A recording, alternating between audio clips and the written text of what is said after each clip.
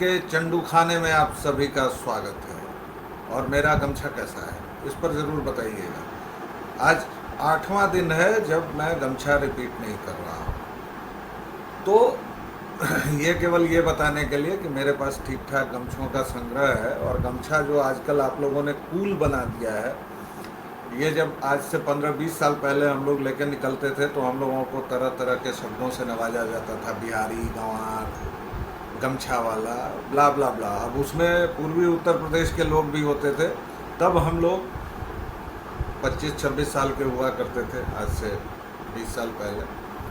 और तब हम लोगों को इसके लिए बहुत गालियाँ या फिर बहुत नीच दृष्टि से देखा जाता था। अब आप लोगों ने चूंकि इसको कूल बना दिया है, धोती स्कूल, कुर्ता स्कूल, भारतीय वेशभूषा जो है उसको आपने कूल बना दिया है, क्लबिंग कूल है, ये सब हाथ हाथ में जो मैं इस तरह की चीज़ें पहनता हूँ ये सारी चीज़ें कूल हैं।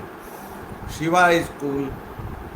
और अभी कांवर का मौसम चल रहा है, आप देख रहे होंगे कि केवल निगेटिव खबरें आप लोगों को सुनाई दे रही होंगी, लेकिन उस कांवड़ में एक भक्त ऐसा भी है जो 150 किलोमीटर तक केवल अपनी माँ के लिए, एक भक्त कोई ऐसा भी है जो भोलेनाथ से जिसने बेटी मांगी और जब भोलेनाथ की कृपा से उसकी इच्छा पूर्ण हुई तो वो उस बेटी के लिए डाक बम बन के जाता है। डाक बम उसको कहते हैं तो कहीं भी विश्राम नहीं करते हैं, एक सुर में जाते हैं।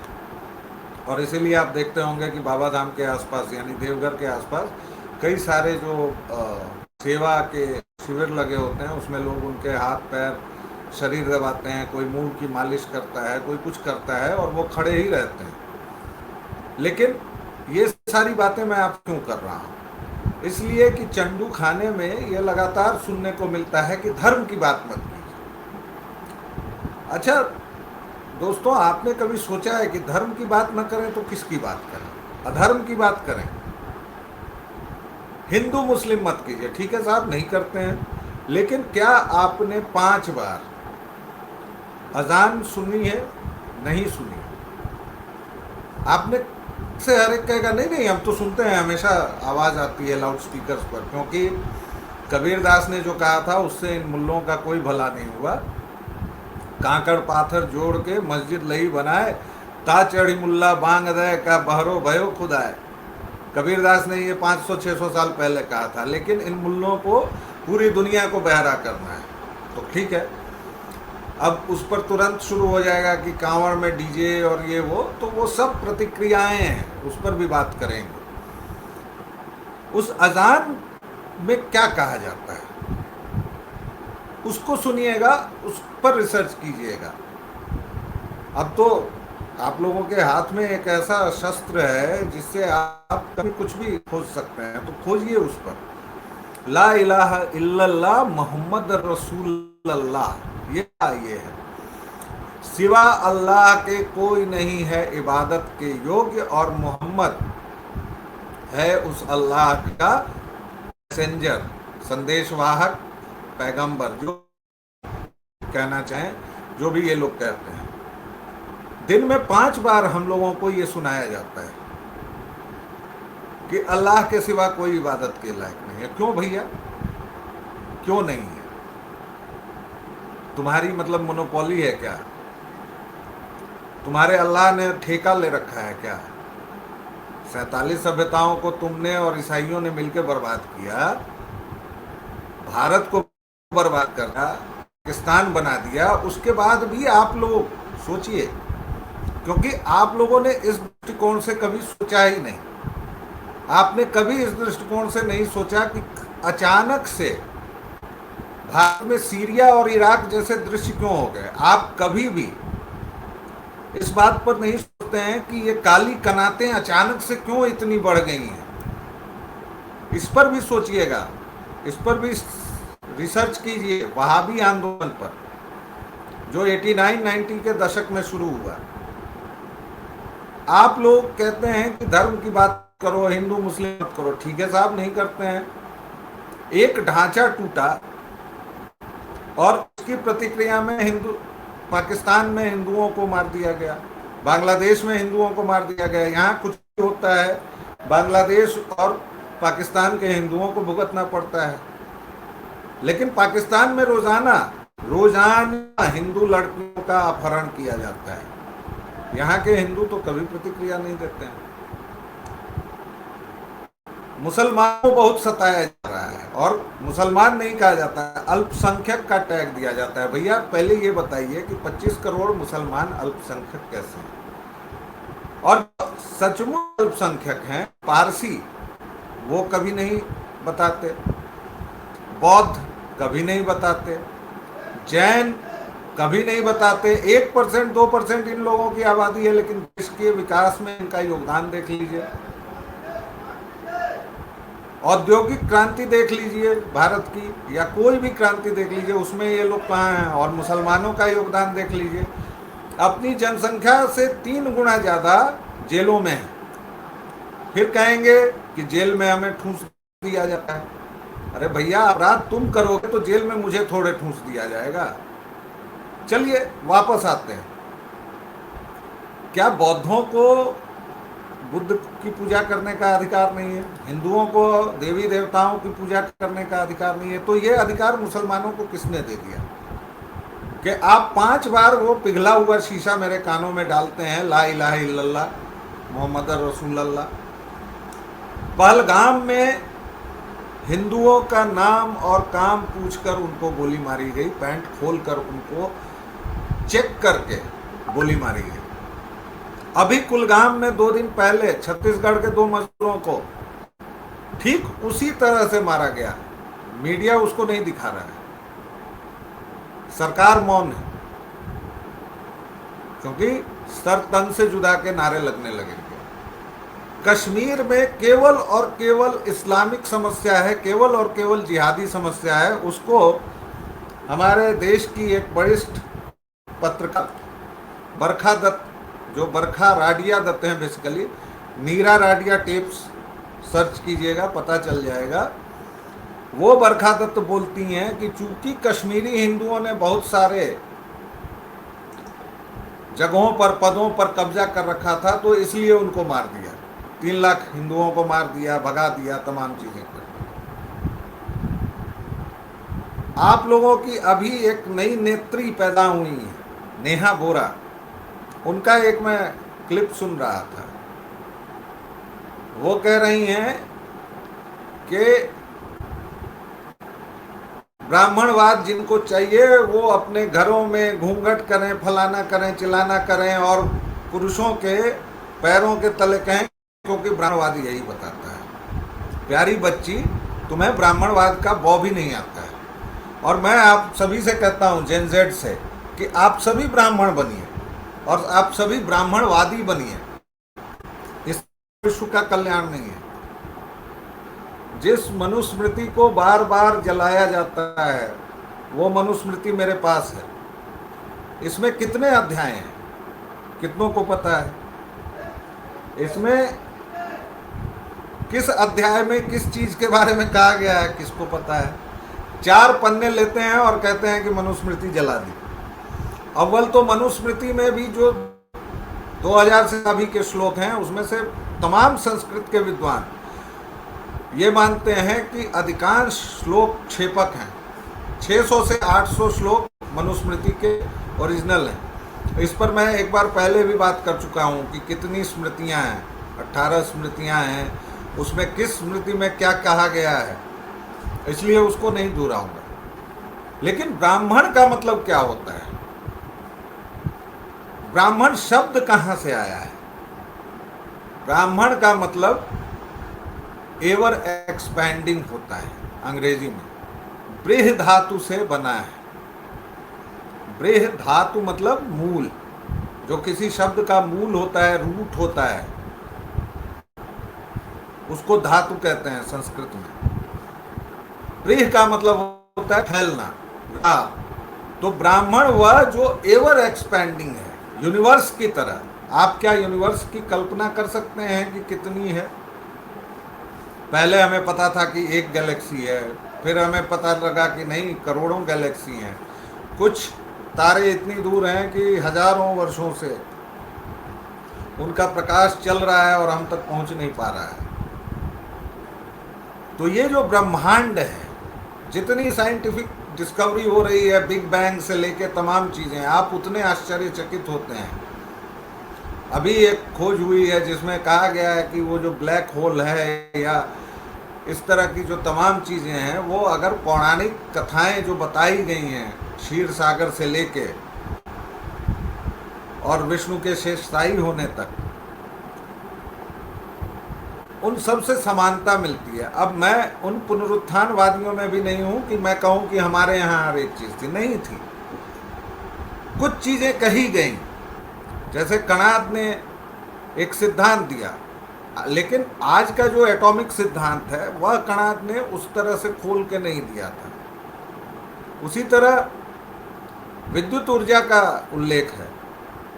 सत्यभामा, जी हाँ, सत्यभामा जाती हैं कृष्ण से के साथ युद्ध करने, नरकासुर का वध करने, तो वहाँ जो वर्णन है उसमें यह भी है कि पहली बाधा खाई की थी, दूसरी बाधा विद्युतीय तरंगों की थी।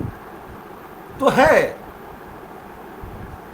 उल्लेख है। लेकिन चलिए मैं मान लेता हूं कि ठीक है, आधुनिक विज्ञान ने जिस तरह से चीज़ों को एकदम भौतिक रूप में हमारे सामने दिया, और महाभारत हो, रामायण हो, हमारी पौराणिक कथाएं हो, इन सब में संकेत दिए गए हैं।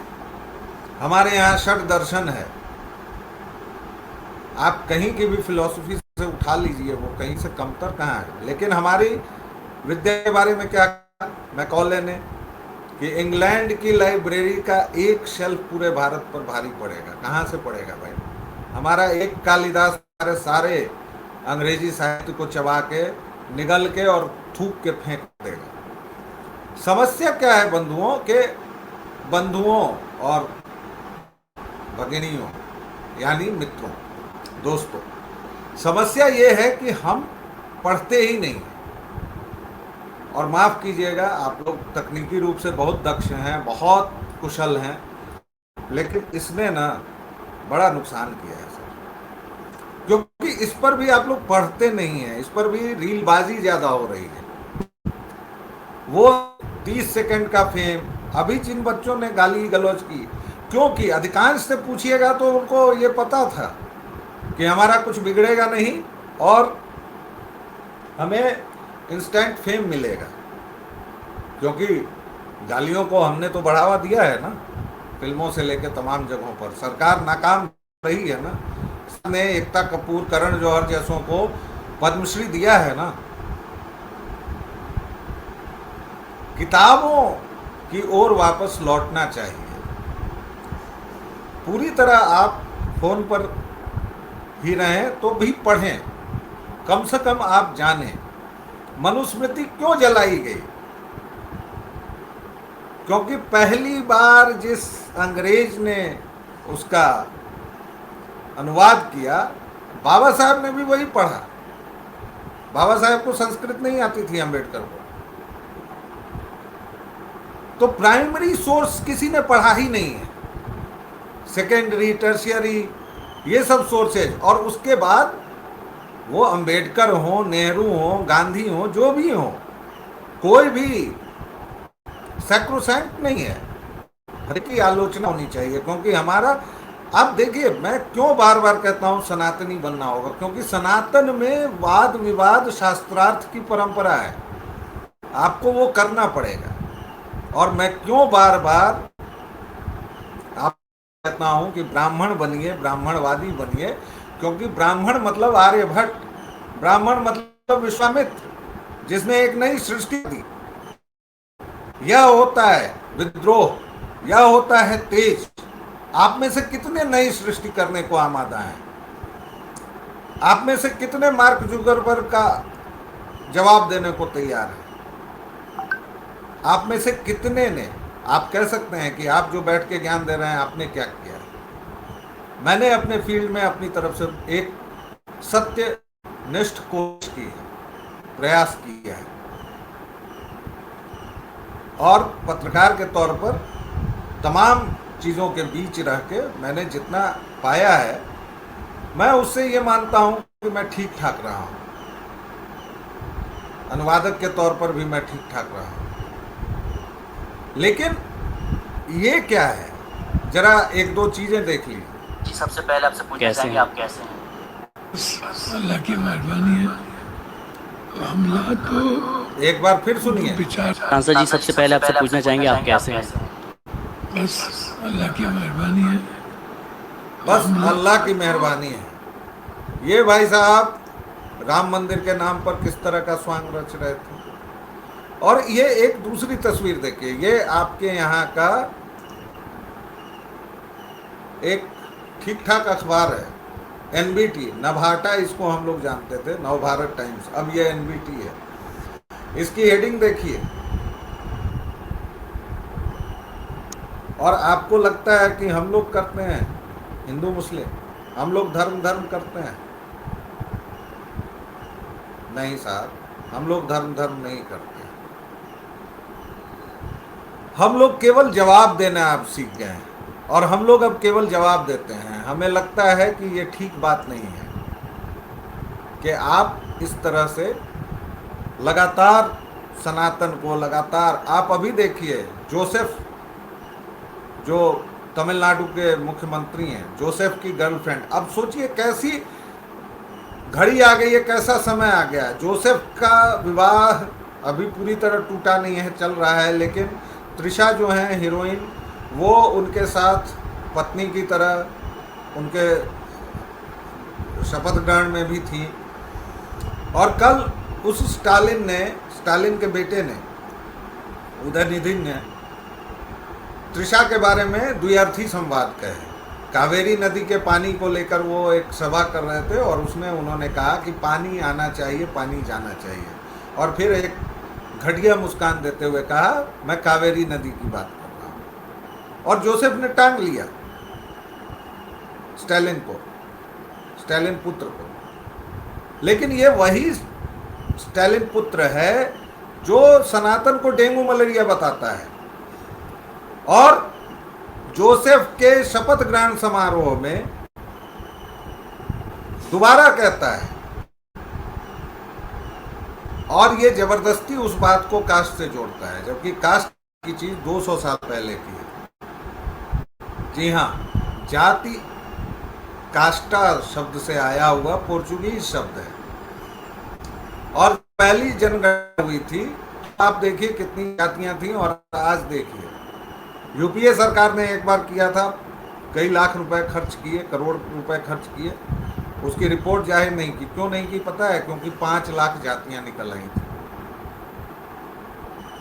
इन सब सवालों पर आपको सोचना चाहिए कि त्रिशा का, मैं नहीं कहता कि त्रिशा का अपमान कम है, नहीं, किसी भी महिला का अपमान बड़ा है। हमारे यहाँ तो महिलाओं के अपमान के लिए रावण का वध हुआ, पूरी कौरवी सेना निपट गई, कौरव निपट गए।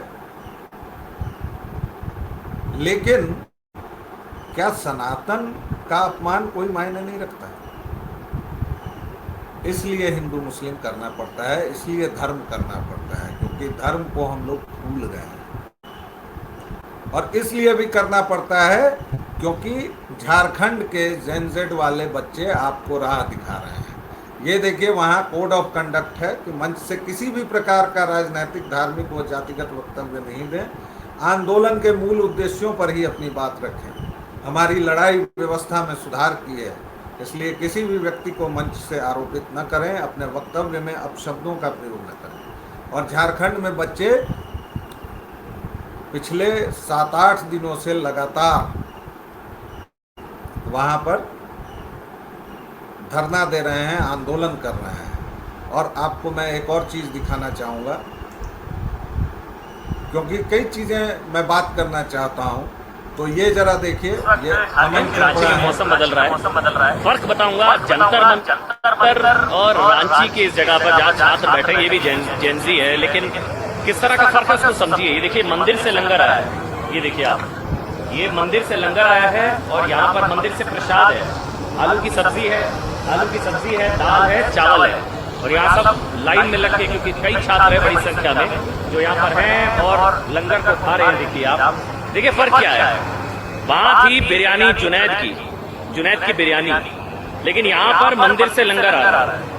मैं अभी और भी कुछ लोगों से मिला, उनका कहना था कि वो चूड़ा और गुड़ खाते हुए नजर आ रहे थे। लेकिन एक चीज है, जिस तरह का फर्क जंतर मंतर और यहाँ पर है, यहाँ पर कोई छात्र जो है वो गृह मंत्री को पीटने की, संसद को उखाड़ फेंकने की, 370 की बहाली की, उमर खालिद की रिहाई की, ये कोई मांग नहीं कर रहा है। यहाँ पर शुद्ध छात्रों का आंदोलन, खालिद छात्रों का आंदोलन होता हुआ नजर। और ये क्यों हो रहा है आपको पता है? क्योंकि यहाँ धर्म है, क्योंकि यहाँ सनातन है, क्योंकि यहाँ मंदिर है, यहाँ मस्जिद नहीं है, यहाँ बिरयानी नहीं है। आप इस पर मुझे कम्युनल कह सकते हैं, आप इस पर मुझे शंकालू कह सकते हैं, आप इस पर मुझे चाहे तो जो चाहे गाली दे सकते हैं, लेकिन सत्य यही है मित्रों, सत्य यही है बंधुओं। और एक सत्य ये भी है, चलते चलते इसको भी देख लीजिए कि ये उस छात्र आंदोलन से आई एक तस्वीर है। बारिश में ये भीगता हुआ बच्चा वहाँ सोया हुआ है, लेकिन इसके लिए किसी की आंखों से आंसू नहीं। आप कह सकते हैं कि फिर आपने व्हाट अबाउटरी शुरू की। नहीं, व्हाट अबाउटरी नहीं है। मैं केवल आपको कुछ चीज़ें दिखा रहा हूँ। मैंने आज 3 मुद्दे आपके सामने रखे हैं। आपको ब्राह्मण, हर एक व्यक्ति को, इस देश के हर एक व्यक्ति को ब्राह्मण क्यों बनना चाहिए, ब्राह्मणवादी क्यों बनना चाहिए, मैंने वो कहा। इस देश के हर एक युवा को ब्राह्मणवादी क्यों बनना चाहिए, मैंने वो भी कहा। और मैंने आपको ये कहा कि हर एक समय हम लोग क्यों धर्म या हिंदू मुस्लिम तो मैं नहीं करता, मैं हिंदू करता हूँ, सनातन करता हूँ, इसलिए क्योंकि धर्म ही बचाएगा। 47 सभ्यताएं मिट गई हैं इन खूरेज पॉलिटिकल थॉट्स से। इस्लाम, क्रिश्चियनिटी और मार्क्सिज्म, इन सब ने इतने लोगों का नरसंहार किया है, इतनी मनुष्यता का सत्यानाश किया है। इस पर कल बात करें। अभी के लिए आपको इन सवालों के साथ छोड़ जाता हूँ और कल मिलेंगे इसी समय, तो फिर बात करेंगे किस तरह से पॉलिटिकल थॉट्स रिलीजन और मजहब में बदले और किस तरह से उन्होंने पूरी मानवता का सत्यानाश किया है, किस तरह से वो वायरस हैं जो पूरी मानवता को लीलने को तैयार हैं, और उनका एंटीडोट केवल और केवल सनातन है, केवल और केवल ब्राह्मणवाद है। हर एक जन जेड को ब्राह्मणवादी और ब्राह्मण बनना ही होगा, सनातनी बनना ही होगा, तभी आप बच सकेंगे। तो अभी के लिए इतना ही। मेरे गमछा और ड्रेसेज पर जरूर बताइएगा। फिर मिलेंगे, तब तक के लिए अस्सलाम वालेकुम, जय जय सिया राम।